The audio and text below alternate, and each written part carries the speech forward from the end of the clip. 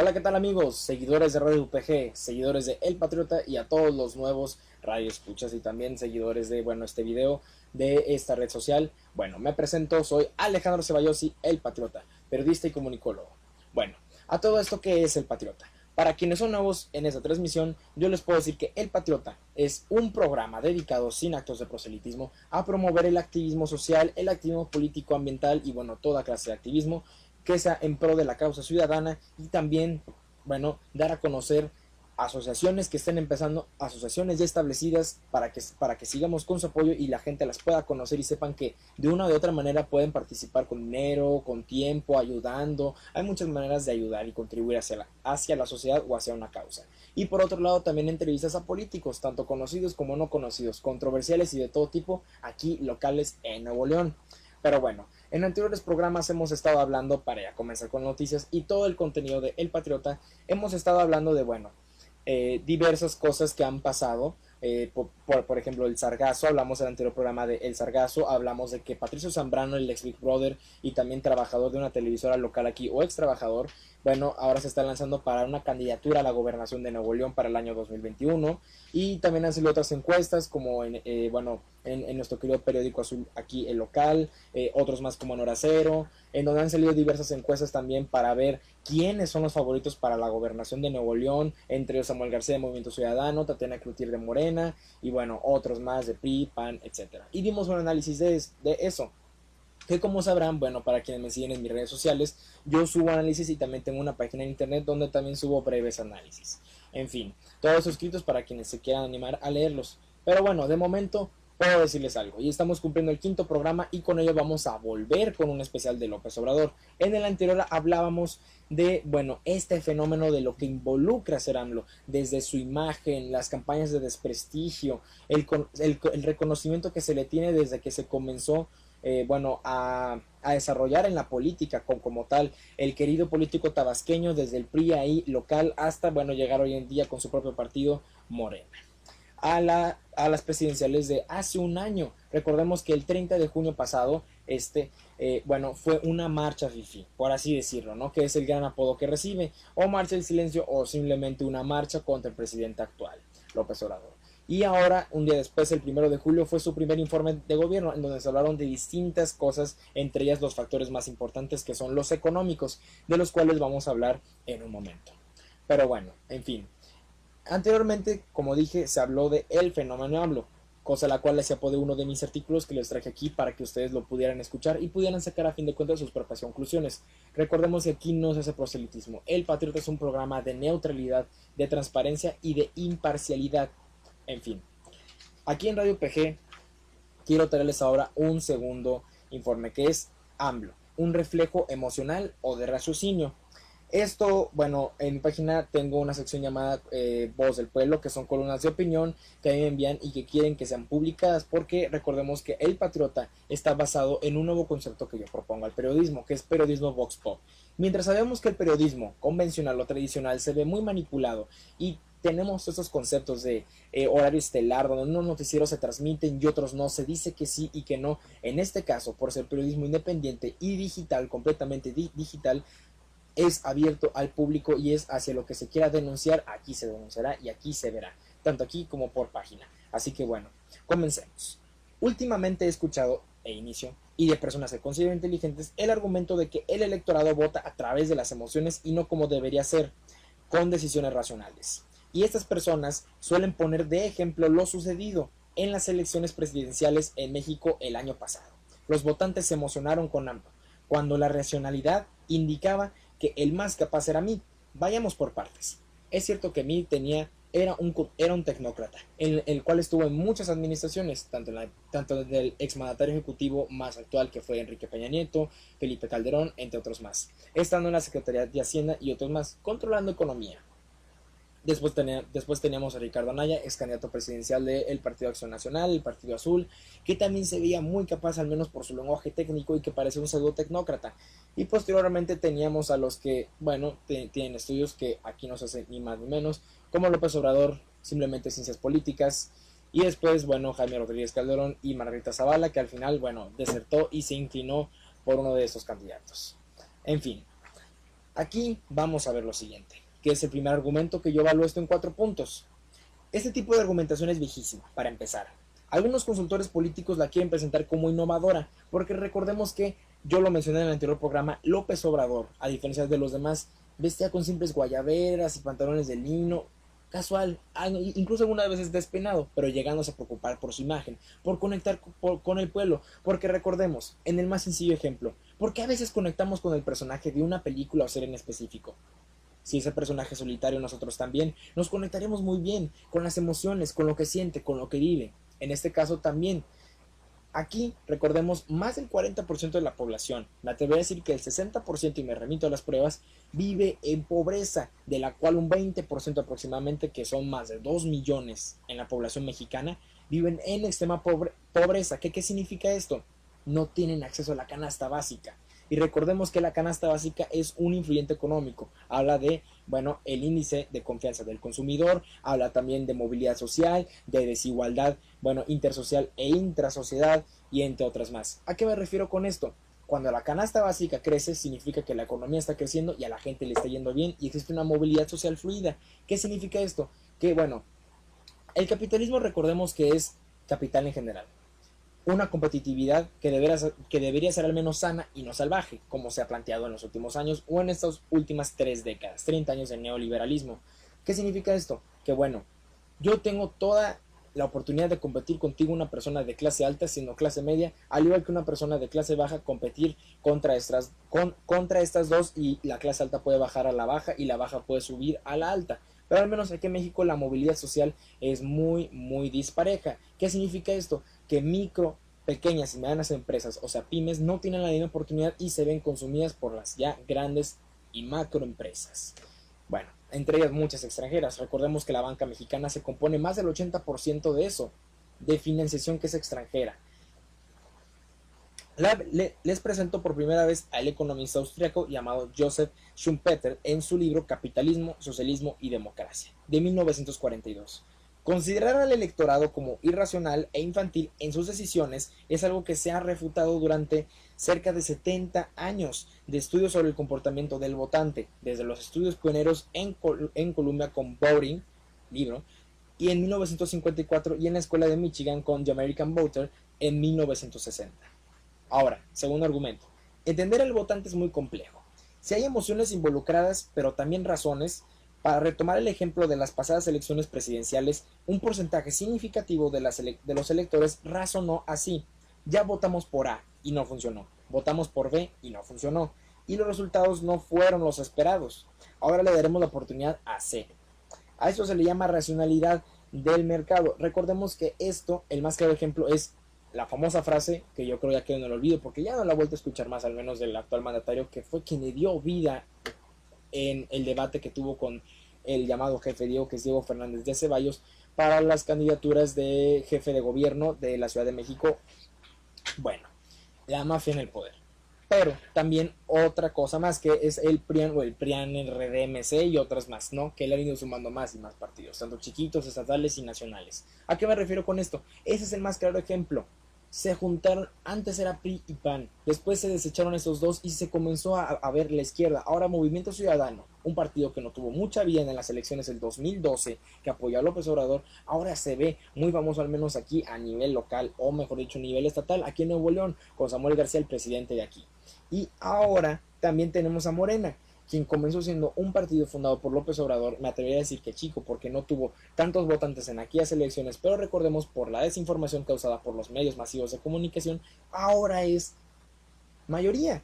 ¿Quién lo diría? La vida da muchas vueltas. Un partido rojo que estuvo todo el tiempo, durante más de 70 años en el poder, a uno que se le dio la oportunidad, entre comillas, porque recordemos que Felipe Calderón solo ganó con el 0.56% en las elecciones de 2006 contra López Obrador, que en aquel entonces estaba en el Partido Revolución Democrática, PRD. Bueno, se le dio la oportunidad a Fox, a Felipe Calderón, entre comillas. Y ahora está surgiendo una izquierda por primera vez en México. Lo que se veía en Sudamérica, que ya no se está replicando en el norte. Se fue Obama de izquierda y entra el extrema derecha Trump, y aquí en México se fueron los de derecha y entra la izquierda. Y esto, bueno, va a causar todo un cambio global. Veámoslo con China, y veámoslo con Indonesia, y veámoslo con otros países más. Segundo argumento. Entender al votante es muy complejo. Si hay emociones involucradas, pero también razones. Para retomar el ejemplo, bueno, era de lo que hablábamos, de este famoso concepto del PRIAN, que se juntaron A y B y ahora se votó por C. Y bueno, vayamos con el tercer argumento. Y las emociones no necesariamente son malas. Todo lo contrario. Los líderes políticos más destacados del siglo XX, por ejemplo Martin Luther King, Gandhi y Nelson Mandela, usaban las emociones para movilizar a la gente. Emociones como entusiasmo, esperanza, optimismo, empatía, son indispensables para emprender proyectos de gran dialecto. Yo aquí quiero hacer un análisis rápido. Anaya para mí, Ricardo Anaya, al menos para mí como un comunicólogo que, bueno, eso desde marketing político hasta otras cosas más, Ricardo Anaya se puede decir era una combinación entre Fox y Peña. Era una combinación porque se veía como algo renovado del PAN, una oportunidad fresca, y a la vez tenía un lenguaje y una buena apariencia como lo tenía el anterior mandatario ejecutivo Enrique Peña Nieto. Tenía un lenguaje técnico, un lenguaje claro, pero recordemos que ese lenguaje técnico se empata con una población pequeña, minoristas. El mayor lenguaje era el que decía me canso ganso, era el que decía la magia del poder, porque era un lenguaje para todos, tenía un discurso para todos, era dirigido, como lo dije anteriormente, para indígenas, para niños, para niñas, para hombres, mujeres, para todas clases de subculturas y cultura en general. Y este no, era mayormente un tecnócrata o un pseudo tecnócrata. Usaban las emociones para movilizar a la gente, como dije, y para emprender proyectos de gran calado, que recordemos estos líderes llevaron a grandes cambios. Y ahora, en el caso específico de AMLO, y vayamos con nuestro último argumento, para antes de iniciar nuestro primer bloque musical, en el caso específico de AMLO, nos debería dar gusto y no envidia que conecte emocionalmente con la gente. ¿Por qué? Porque con liderazgo y popularidad se podría inspirar a las personas para lograr transformaciones positivas en la sociedad. Por ejemplo, fomentar la participación de las y los ciudadanos en la formación de organizaciones de la sociedad civil, o construir puentes de concordia y entendimiento entre las y los mexicanos para superar el ambiente de polarización social. Me parece que han aprovechado su liderazgo más bien para, bueno, la acumulación de todos estos poderes para poder realizar sus proyectos y cambiar todas las bases que desde un momento se tuvieron puestas para iniciar las bases de la austeridad y las bases de la cuarta transformación. Pero bueno, yo creo que estos temas son más de otro análisis, análisis de poder, análisis de mayoría, análisis de, bueno, de política, de electoral, de legislación, etcétera, etcétera. Pero bueno, esto es lo primero con lo que quise empezar este programa, que es AMLO, un reflejo emocional o de raciocinio. Vayamos con nuestro primer bloque musical y continuamos. Yo soy Alejandro Ceballos y esto es El Patriota, no le cambie. Pero bueno, seguimos en nuestro programa. Iremos a un corte musical, pero seguimos hablando, seguimos en vivo. Aquí a lo que yo voy es lo siguiente. Vayamos hablando de otros temas más. Que en este caso, por ser el 1 de julio, se dieron las primeras cifras o lo primero en economía, que lo vamos a ver también después del programa.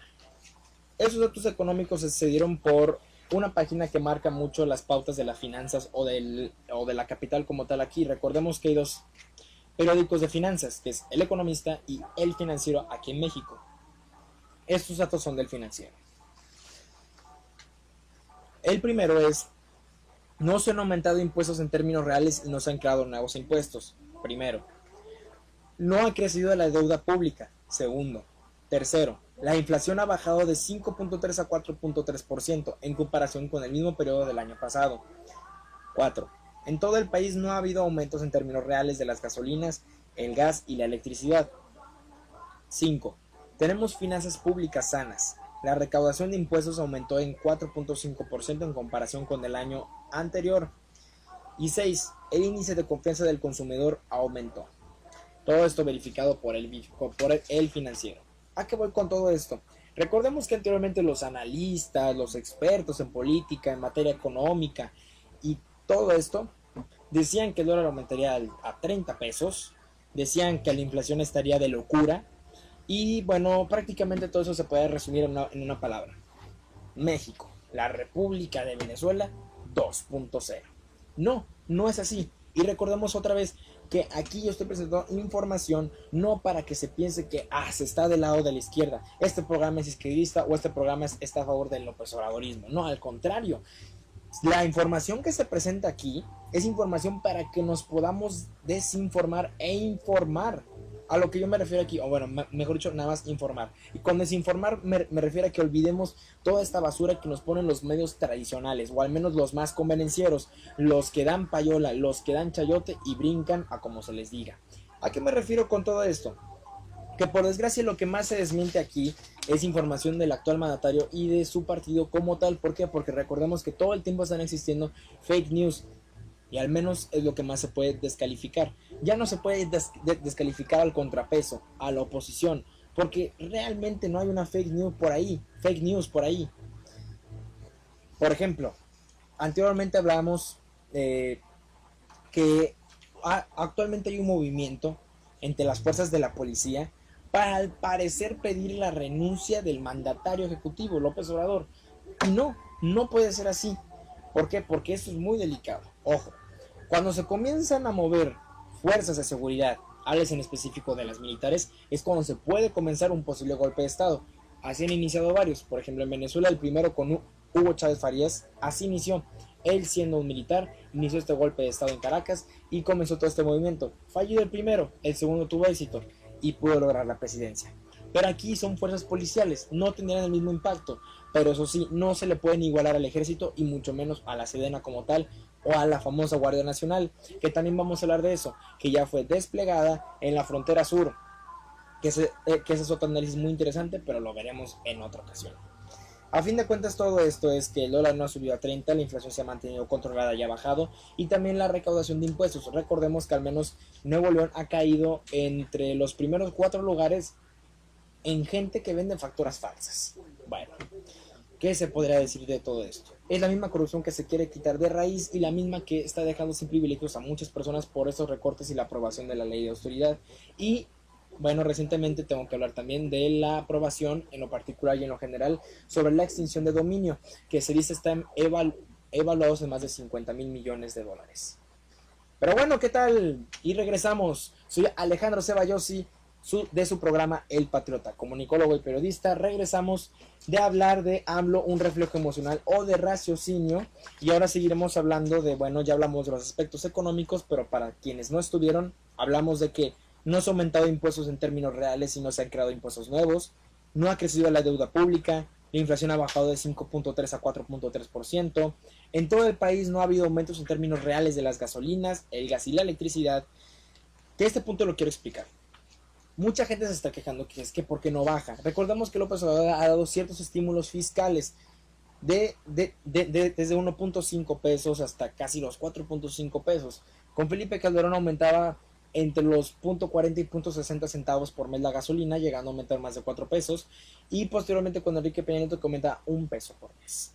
Pero bueno, ¿qué pasa aquí? Es que existe un subsidio, o existió, que era un apoyo económico que se le da para no reflejar el verdadero valor. Es en términos más coloquiales. Ahora que se quitan esos subsidios y los estímulos, los precios de la gasolina de México se han empatado con los precios reales a nivel mundial, que al menos aquí están oscilando entre los 20 pesos, llegando entre los 19 a 22 pesos. ¿Qué pasa aquí? Los gasolinazos. ¿Cómo explicar esto de manera rápida? Primero, el primer gasolinazo que hubo fue de factor natural. ¿Por qué? O al menos de un factor necesario. Ya no se podía seguir manteniendo ese subsidio, se destinaban muchos millones y millones y millones. Y bueno, esos millones se pudieron utilizar para programas sociales. Recordemos que el mandatario anterior explicó esto. Y sí, es cierto, esos millones se pueden utilizar para otras cosas, creaciones de escuelas y hospitales y seguir con programas de asistencialismo, programas sociales. Pero ahora que se quitó, se están utilizando el IEPS y se quiere promover quitar el IEPS. Pero no se puede quitar el IEPS así sencillo, que es este impuesto especial sobre la producción y servicios de al menos de petroquímicos o de energías como tal.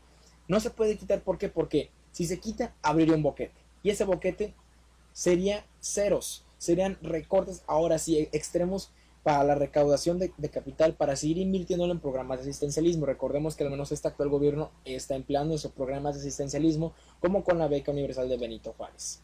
Pero bueno, sigamos.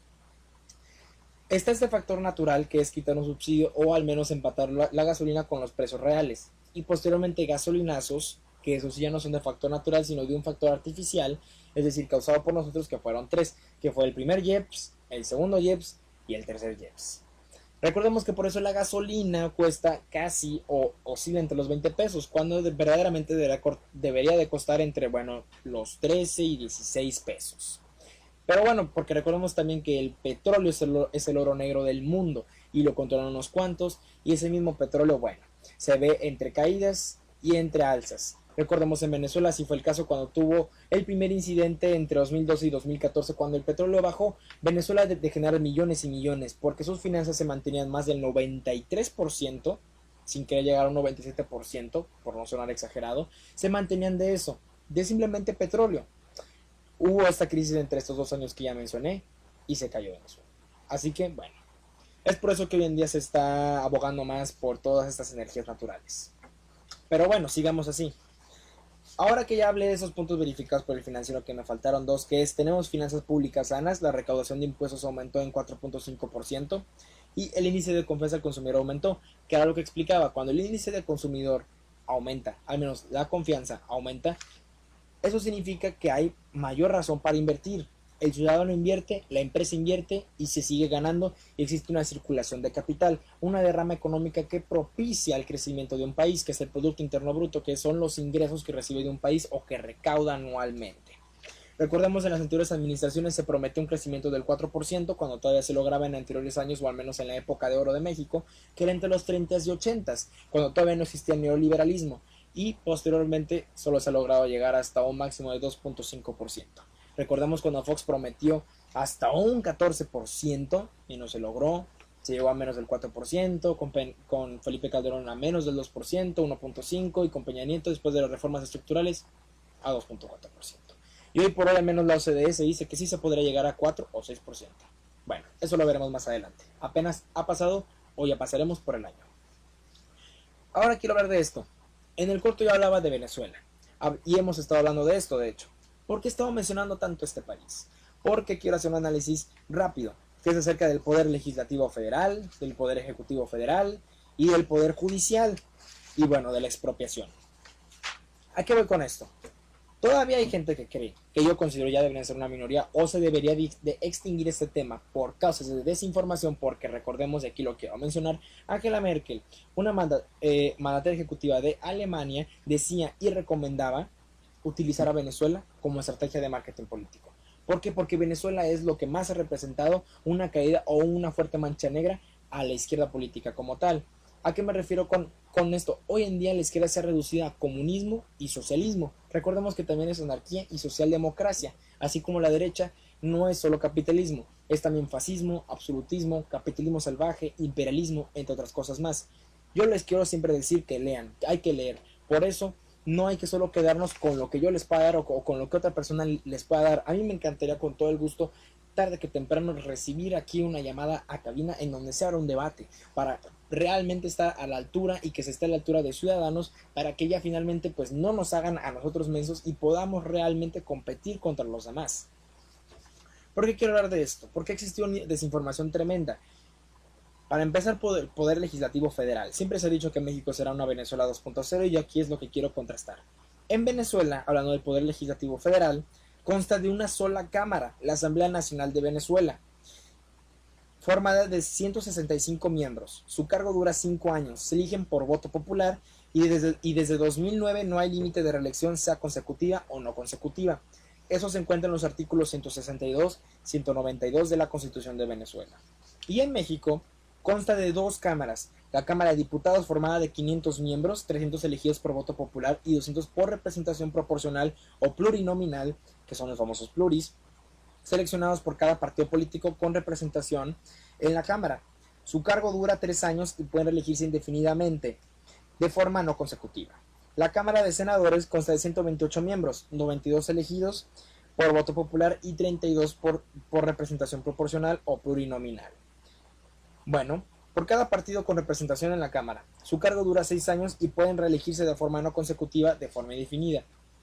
Aquí, para quienes al menos no entendieron, existe un doble filtro en México, lo cual impide, digámoslo así, un poder déspota. Ahora, el Poder Ejecutivo Federal. Vayamos con Venezuela. Depositado en 2 personas, el presidente de la República y el vicepresidente ejecutivo. El presidente es elegido por voto popular, su cargo dura 6 años y puede reelegirse indefinidamente. Artículo 230 en la Constitución de Venezuela. El vicepresidente es elegido por el presidente de forma directa. Recordemos el discurso de Hugo Chávez Frías, en donde decía que se pedía la confianza para en aquel entonces vicepresidente Nicolás Maduro. Él no fue elegido por voto popular hasta, bueno, se dice las elecciones pasadas, o en esas últimas dos, sino que pasó en automático después del fallecimiento de Hugo Chávez. Y es así como, bueno, comenzaron todas estas definiciones o conceptos ya no solo de chavismo madurismo, entre otras cosas más. Y ahora en México, depositado en un solo individuo, el presidente constitucional de los Estados Unidos mexicanos, el presidente es elegido por voto popular. Su cargo dura 6 años y no puede reelegirse.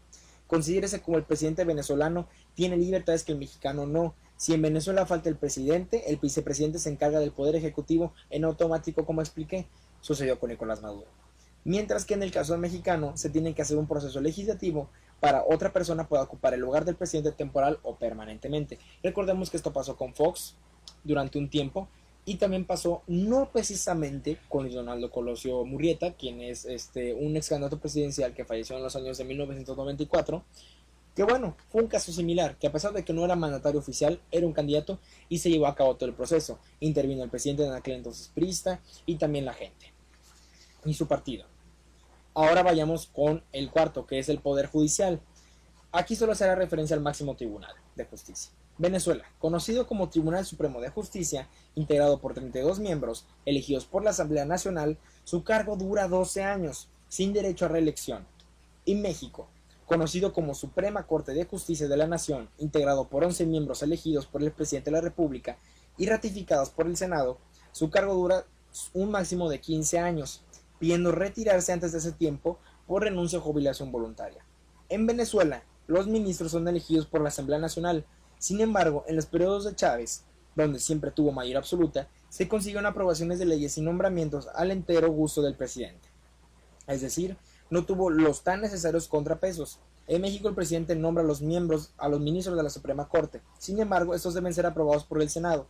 Y como existen contrapesos partidistas, se deben hacer negociaciones y exponer puntos de vista para llegar al acuerdo de ratificar al ministro de la Corte. Dicho de otra forma, el Ejecutivo Federal no tiene injerencia directa en la decisión de los senadores, al menos en teoría.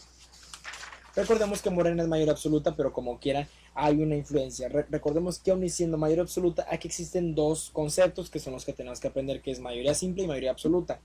La mayoría simple es cuando simplemente se tiene, por ejemplo, digamos que hubo votaciones que recordemos que son votos a favor, votos en contra y abstenciones. Y aquí no importa si de 100, por ejemplo, de 100 personas hubo 90 abstenciones, si hay 2 votos a favor, esa se considera como una mayoría simple, o bueno, por no ser tan exagerado, pero se considera una mayoría simple. ¿Por qué? Porque bueno, fueron más votos que negativos y los de abstención no cuentan.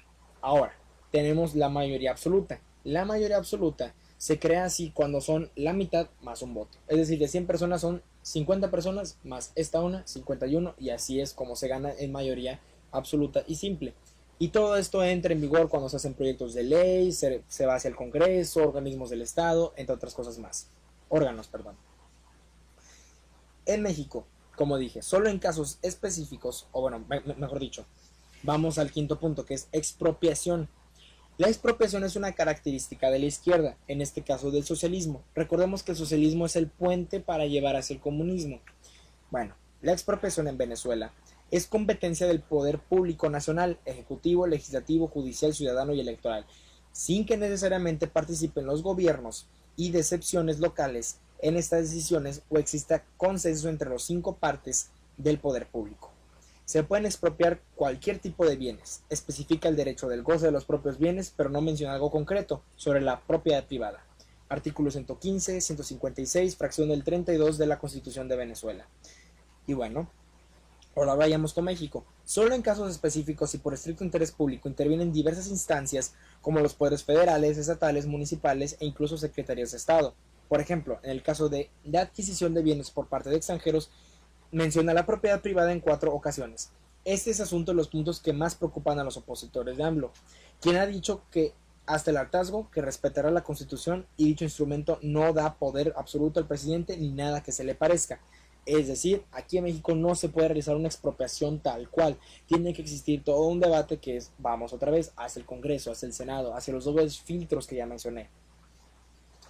Pero bueno, antes de seguir con todo esto, quiero ir hacia un segundo corte musical y posteriormente hablarles de ya noticias que han sucedido de manera local y nacional. Así que vamos a nuestro segundo bloque musical y regresamos. Yo soy Alejandro Ceballos y eso es El Patriota, no le cambien. Pero bueno, habremos ido hacia un corte vía radio, pero no un corte hacia vía, bueno, audiovisual. ¿A qué voy con todo esto? Vamos a hablar un poquito sobre lo que, bueno, ha pasado. Ya hablamos de lo que fue López Obrador, un reflejo emocional de raciocinio, sobre la economía verificada por el Financiero, Venezuela y México. Y bueno, dentro de poco voy a hablar sobre una reflexión que me pareció muy interesante. Pero bueno, continuemos primero con esto. El sargazo. Hablando de El Sargazo, puedo decirles lo siguiente. Por el diario de Yucatán, escrito, un ejemplo es Omar Vázquez. Esta es una historia sobre cómo se está construyendo, cómo se está innovando el sargazo como tal. Recordemos que antes las casas, así como se pueden ser de cemento, de block, son también, bueno, de adobe, de barro, de madera, de lodo, de otras cosas más, o simplemente de láminas. Hemos visto que se construyen casas de todo y con todo. Como botellas de plástico, por ejemplo. En este caso quiero platicarles de algo que se llama sargazo. En el anterior programa también hablé de esto y hablé de cómo está afectando esto en las costas, al menos de Quintana Roo, y cómo esto está haciendo caer las finanzas de la industria hotelera y la industria turística como tal en el sur de México, en esa parte específica como tal. Hablando del sargazo, quiero platicarles la siguiente historia. Un ejemplo es Omar Vázquez, quien vio en el alga una oportunidad para hacer crecer su negocio de jardinería desde 2015, cuando las playas del estado recibieron los primeros recales masivos. Utilicé el sargazo como materia prima principal y de ahí se puede hacer todo el compostaje, toda la materia orgánica para lograr lo que hoy es el Sargablock, el primer bloque de sargazo para la construcción en el mundo, patentado desde 2018. A Omar Vázquez han llegado interesados en replicar el modelo de las casas de sargazos en países como Belice, Jamaica, Puerto Rico, República Dominicana, Barbados, Malasia y Estados Unidos, donde cada vez son más las afectaciones por la llegada de grandes cantidades de sargazos. Recordemos que esto se produce a partir del calor, que son los nutrientes que se les da a las algas, como una fotosíntesis marina. Pero ¿qué pasa aquí? El cambio climático de estar siempre 30 grados dando una comida equilibrada a la alga como tal o a este sargazo, ahora se eleva más de 40 y 50 grados y todavía más y más y más, dándole, por así decirlo, comida o nutrientes en exceso a esta alga y se produce más de lo particular. Bueno, ahora vemos que un mexicano, Omar Vázquez, está patentando esto desde el año 2018 y desde el año 2015 vio esta oportunidad. Es increíble y ahora vemos cómo países desde Centroamérica hasta en otros lados, como en Estados Unidos, Norteamérica, está pidiendo ese Sargablock. Casa Angelita, como llamó a la primera vivienda de sargazo en honor a su madre, está fabricada con bloques de esa alga que son elaborados con materias primas de forma artesanal. Como explico aquí, a partir del compostaje es como se crean en estos. Yo les quería tener una imagen, pero por desgracia, bueno, mientras hacía las investigaciones y los artículos, por causas de fuerza mayor no se las puede traer, pero hagan de cuenta que es casi como esto, un bloquecito verde, que es capaz de mantener las casas. Démonos cuenta, esto es ya de primer mundo, o al menos así me atrevería a llamarlo yo. Es algo avanzado, es algo que estamos viendo la capitalización de un producto o de algo que está ocurriendo para poder llevarlo a cabo. Estamos utilizando vías renovables, estamos utilizando vías naturales, sustentabilidad, que es lo que al menos hoy en día le falta a México por toda su contaminación y al mundo como tal. Esos recursos son los que deberíamos utilizar desde el tercer mundo, segundo mundo y primer mundo. Por eso es que lo llamo primer mundo, porque nos estamos olvidando del cemento como tal y vamos hacia la sustentabilidad, que es al menos lo que a la generación centennial le preocupa. Pero bueno, ¿qué tal? Regresamos con el programa. Soy Alejandro Ceballos y esto es El Patriota, periodista y comunicólogo. Y bueno, anteriormente estábamos hablando del sargazo y para quienes no estuvieron, yo les quiero platicar que el diario de Yucatán entrevistó a Omar Vázquez. Omar Vázquez, un mexicano yucateco que desde el año 2015 está construyendo Sargablock. ¿Qué es el Sargablock? Él lo explica. Utilicé el sargazo como materia prima principal y de ahí se puede hacer todo el compostaje, toda la materia orgánica para lograr lo que hoy es el Sargablock, el primer bloque de sargazo para la construcción y patentado desde el año 2018.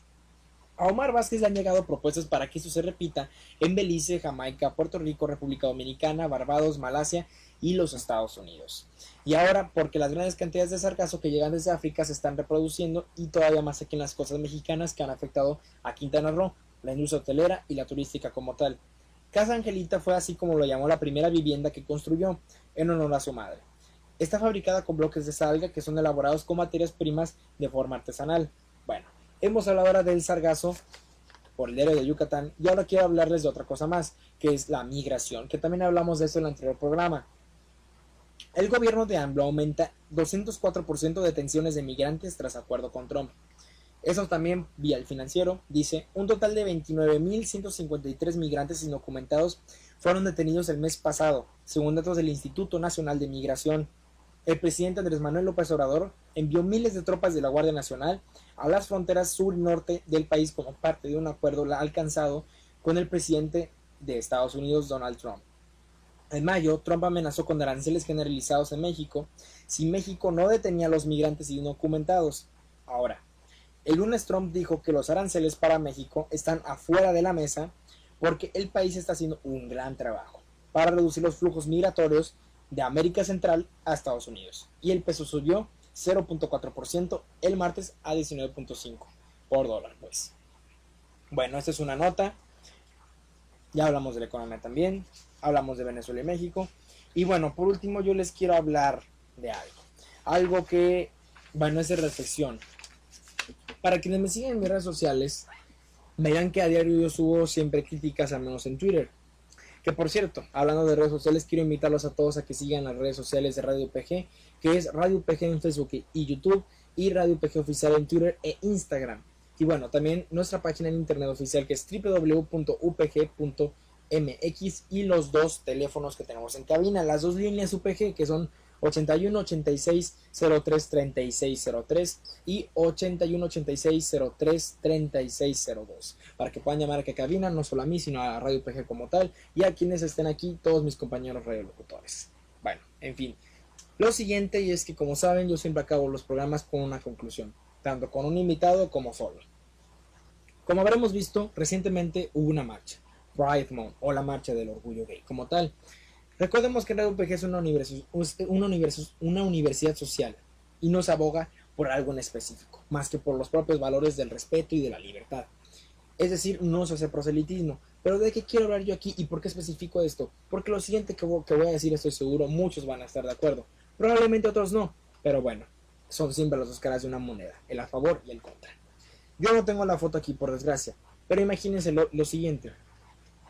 Hace poco no radio digital, perdón, sino un periódico digital, del cual no diré el nombre, no sé si sea famoso o no, no me di a la tarea de investigar eso, pero sí a la tarea de ver esta nota, de leerla y de ver los comentarios y todo lo que opinaba la gente. En este caso, este diario digital publicaba, y si mal no recuerdo su título, era algo así, hashtag Pride Month o marcha LGBT+. Así quedaron las calles después de la marcha de orgullo de la comunidad LGBT+. Y eran dos fotos en donde se veía una avenida o una calle repleta de basura. Puros papeles, botes, propaganda, etc. A lo que aquí yo voy es, si ese diario es ambientalista, ok, bueno, pero tampoco es justificado, porque estamos señalando a una comunidad como tal de ser la culpable de esa suciedad o de ese cochinero. Y quizás sí, cuando pasaban por ahí dejaron toda su basura y bueno, pero a lo que aquí yo me refiero es cuál es el caso de estar señalando a una comunidad como tal. Y porque siempre se ha señalado a esa comunidad, siempre se señala y siempre he escuchado comentarios que dicen, es que mucho orgullo y piden respeto para las calles, así las dejan.